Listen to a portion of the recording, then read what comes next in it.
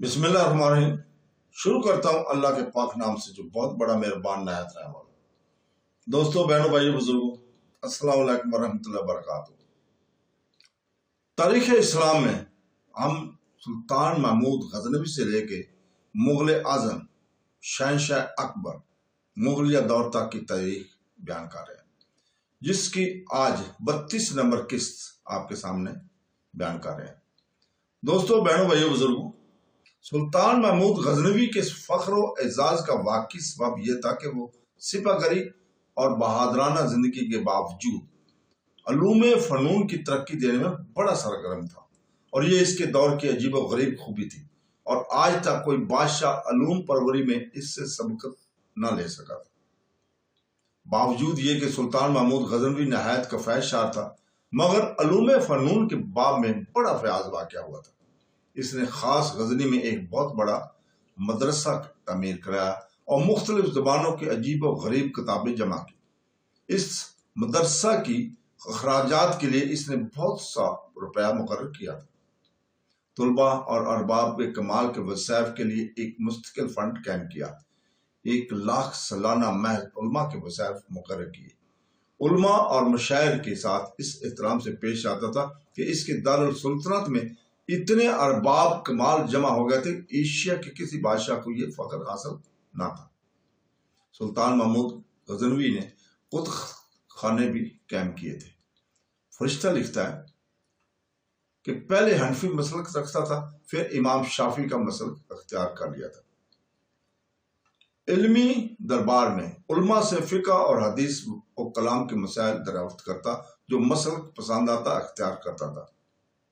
اسی طرح سلطان محمود غزنوی خود بلند مرتبہ شاعر تھا، پاکیزہ مذاق رکھتا تھا۔ اس نے شاعری کا محکمہ قائم کیا۔ اس نے انصری کو ملک الاشرا کا خطاب دے کر افسر مقرر کیا۔ 400 شعراء میں امن اور دولت سے وابستہ تھی۔ ابو الحسن علی بن قلوغ، خرمن، حسن بن اسحاق، فردوس۔ سلطان محمود غزنوی علماء اور شاعرہ کا قدردان بھی تھا۔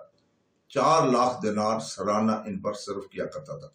ایک نووار شاعر کو 3,000 موتی سلطان محمود غزنوی نے عطا کیے۔ انصری نے اس واقعہ کو لکھا ہے۔ غزنوی سلطانی کے علم پروری شاعرت عام رفت تھی۔ ہزاروں شعراء اس سلطنت کے دور میں دربار سے وابستہ رہے، اور فارسی اور عربی ادب میں ان کے نقوش تازہ ہیں۔ غزنوی سلاطین میں بیشتر خود صاحب علم فضل تھے۔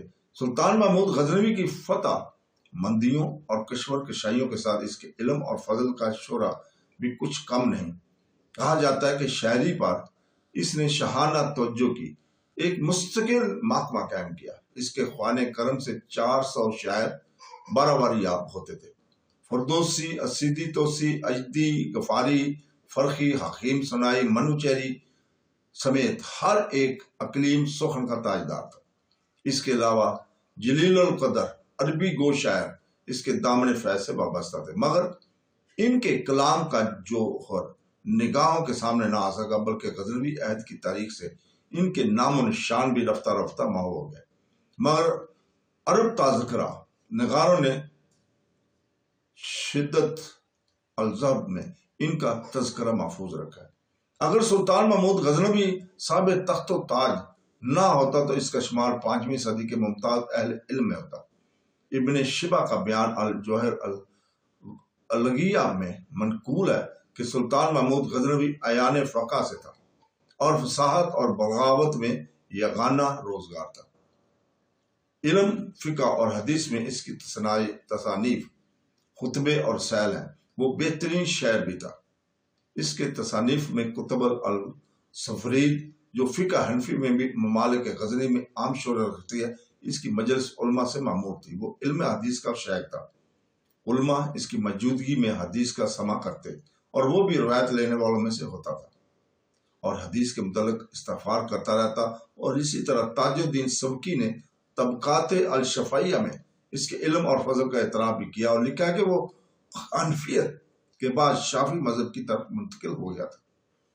عوامل الحرمین نے اپنی تصنیف مغیث الخلق میں ذکر کیا کہ قاضی ابن خلقان نے بھی اس حیثیت سے اس کی سوانح حیات اپنی کتاب میں درج کی ہے۔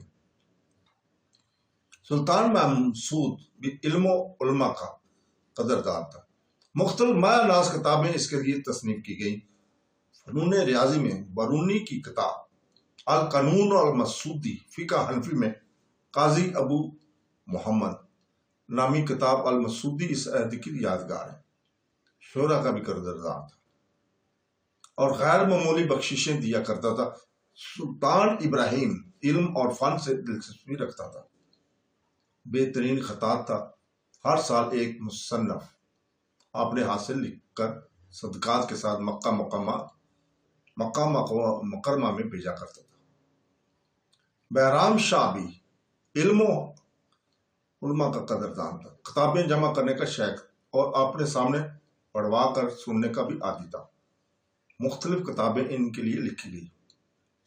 کلیہ دمنہ کا ترجمہ عربی سے فارسی میں اس کے لیے کیا گیا تھا، اور ابو المجید مجدد بن آدم سنائی نے کتاب الحدیقہ تصنیف کی تھی۔ غزنوی سلاطین کی علم پروری سے ہزاروں شعراء اس سلطنت کے دور میں دربار سے وابستہ رہے، اور فارسی اور عربی ادب میں ان کے نقوش تازہ ہیں۔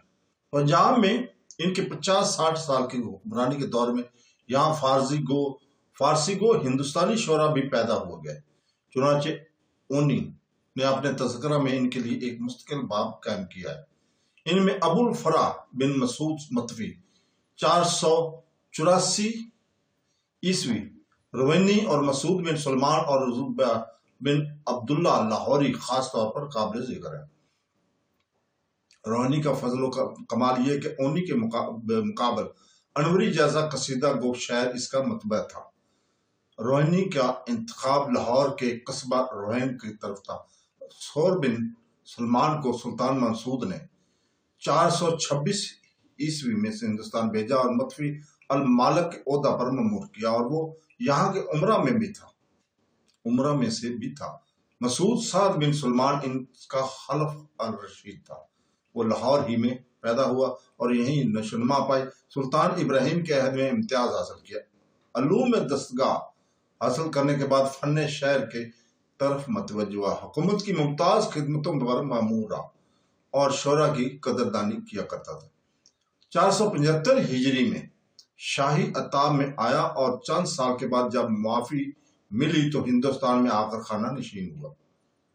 مسعود سعد سلمان کو یہ خاص امتیاز حاصل ہے کہ وہ ہندوستان کا پہلا شاعر ہے جس نے عربی اور فارسی کے ساتھ ہی ہندوی یا ہندوستانی زبان میں بھی شاعری کی ہے، اور اس زبان میں اپنا مستقل دیوان اپنی یادگار چھوڑا ہے جو عبد القادر بدوائیوں کے زمانے تک موجود تھا۔ ابو العلا عطار بن یعقوب مطوی 491 ہجری اس عہد کے ممتاز شاعروں میں سے تھا۔ وہ بھی شاہی عتاب میں آیا تھا اور عربی اور فارسی دونوں زبانوں میں صاحب دیوان ہے۔ عربی اور فارسی تذکروں میں حالات ملتے ہیں، نیز تصوف کا بھی ذوق تھا۔ کشف الحجوب میں اس کا ذکر بھی آیا ہے۔ اسی طرح اس عہد میں ہندوستان میں ممتاز علماء اسلام اور مشائخ صوفیہ کی فیوز و برکات کا ساز چشمہ جاری ہوا۔ چنانچہ شیخ ابو المنصور بن علی غزنوی کو جو ممتاز اہل علم میں سے تھا، سلطان مسعود غزنوی نے 426 ہجری میں ہندوستان بھیجا۔ لاہور میں قیام تھا، یہاں دیوان تھا۔ سلطان مسعود غزنوی نے 426 میں اسے بھیجا تھا اور اسے الانشاء کا افسر اعلیٰ مقرر کیا گیا تھا۔ ابو الریحان محمد بن احمد البرونی جو علوم حدیثہ، حیت، نجوم اور فلسفہ حروف میں استاد فن مانا گیا، اسی عہد میں گزرا ہے۔ بیرون سندھ ہی کا ایک گاؤں تھا جس سے منسوب کیا گیا، وہ شیخ ابو علی سینا کے محاصرین میں سے تھا، اور ان دنوں میں مراسم قائم تھے۔ وہ سال ہر سال ہندوستان میں قیام پذیر رہا تھا۔ اس کی تفسیر نیفی کتاب الہند جو خاص ہندوستان کے موضوع پر لکھی گئی، کتاب الانصار باقیہ عن القرآن الخلیہ شہرت عام رکھتی ہیں۔ شیخ ابو الحسن بن عمر لاہوری مطوی 529 ہجری اس عہد کے نامور محدث، ادیب اور شاعر تھے۔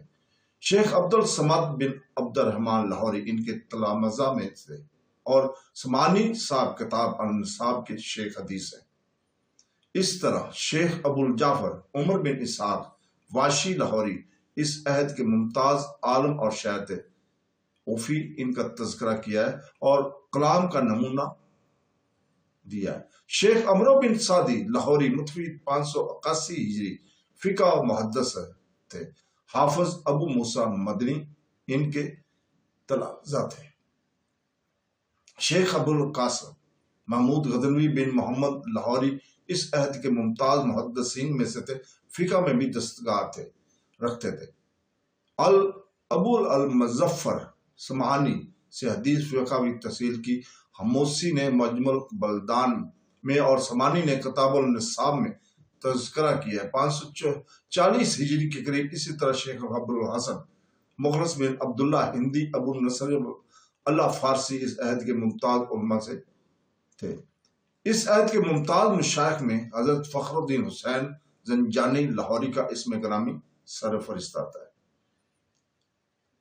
اور حضرت حجویری کے خواجہ تاج تھے۔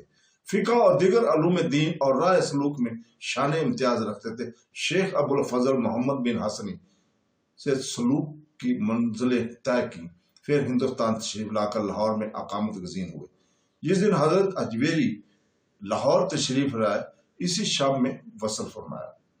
دادا گنج بخش کا ذکر ہم کر رہے ہیں۔ حضرت ابو الحسن علی بن عثمان حجویری لاہوری کو بھی علوم دین اور تصوف میں شان امتیاز حاصل تھی۔ شیخ ابو الفضل محمد بن حسن ختلی سے رائے سلوک طے کی، پھر مختلف اسلامی ممالک کی سیاحت کی، اور اکابر اثر حضرت ابو القاسم کشیری، شیخ عبد السعید بن الغیر، ابو بن محمد فارمدی اور دیگر محدثین اور سالین سے قصب کمال فرمایا، پھر ہندوستان تشریف لائے اور لاہور کو مستقر بنایا۔ گنج بخش دادا گنج بخش کے لقب سے مشہور ہوئے۔ سن 465 ہجری میں واصل بحق ہوئے۔ مزار مرجع خلائق حضرت دادا گنج بخش صاحب تصنیفات میں ہیں۔ یہ پہلے شیخ ترقیت ہے جن کی تصانیف سے ہندوستان میں علوم تصوف کی اشاعت ہوئی۔ کشف الحجوب ان کی شرح آفاق تصنیف ہے۔ یہ فن تصوف کی بنیادی کتاب ہندوستان میں سمجھی گئی اور مشائخ ہند نے اس کو اپنے سامنے رکھا۔ یہ آج قدر و منزلت اور عقیدت کی نگاہ سے دیکھی جاتی ہے۔ ان کی دوسری تصنیف میں مختلف رسائل، مناج الدین، کتاب الانتقاء اور بہت سی ہیں۔ اسی طرح حضرت شریف احمد بن زین چشتی ملتانی اکابر صوفیہ میں سے تھے۔ اس کا سرزمین ہند میں پیدا ہوئے تھے۔ بغداد تشریف لے گئے۔ حضرت شیخ شہاب الدین سہروردی سے فیوز حاصل کیے، پھر قریہ چشت میں آ کر شیخ مدود چشتی سے بیعت ہوئے اور پھر ہندوستان واپس تشریف لائے اور خلائق کو نفع پہنچایا۔ 570 ہجری میں وفات پائی اور نواحی ملتان میں اسودہ خواب ہوئے۔ شیخ جمال الدین یوسف بن محمد روزگار میں سے تھے۔ خسرو ملک کے زمانے میں درجہ امانت پر سرفراز ہوئے، پھر تارک دنیا میں ہوئے اور لاہور میں اصلاح خلق کی خدمت میں مصروف ہو گئے۔ جوانی میں شعر و شاعری کا بہت شوق تھا۔ لاہوری میں وفات پائی اور اوفی کے بقول قبر زیارت گاہ خلائق ہے اور لوگ برکت حاصل کرتے ہیں۔ اسی طرح شیخ جمال الدین یوسف بن ابو بکر گرویزی اس عہد کے اکابر فقہ میں سے تھے۔ عبادت اور ریاضت کی طرف رجوع ہو گیا اور مرجع خلائق بنے۔ 531 ہجری میں ملتان میں وفات پائی۔ غزنوی کے عہد کے ان ممتاز اعیان میں جن کا تعلق ہندوستان سے وابستہ ہو گیا، احمد بن نیالتگین متوفی 435 ہجری کا تھا۔ اسی طرح اریاق الحجاب میں سلطان محمود غزنوی کا غلام تھا۔ اس کے زمانے میں لاہور کا والی بنایا گیا تھا۔ اس کی وفات کے بعد اس کا بیٹا محمد القتول 442 ہجری میں معمور کیا گیا تھا۔ سلطان محمود غزنوی کا مشہور غلام ابو النجم ایاز غزنوی کا تعلق بھی ہندوستان سے وابستہ ہو گیا تھا۔ اس نے شیخ افضل الدین محمد کاشانی سے علوم کی تحصیل کی تھی۔ ایاز اور سلطان محمود غزنوی کے واقعات عام شہرت رکھتے ہیں۔ وہ سلطان مسعود کے زمانے میں مجدود کے ساتھ 427 ہجری میں ہندوستان آیا۔ وہ مجدد کا اتلیق تھا۔ امور سلطنت انجام دیتا رہا اور لاہور ہی میں 449 میں وفات پائی۔ تو دوستو اس کے ساتھ ہی آج اجازت چاہتے ہیں۔ اللہ حافظ۔